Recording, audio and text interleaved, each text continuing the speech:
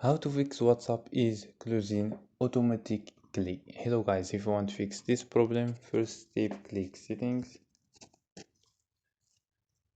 click apps and notifications, click apps and wait a second for loading.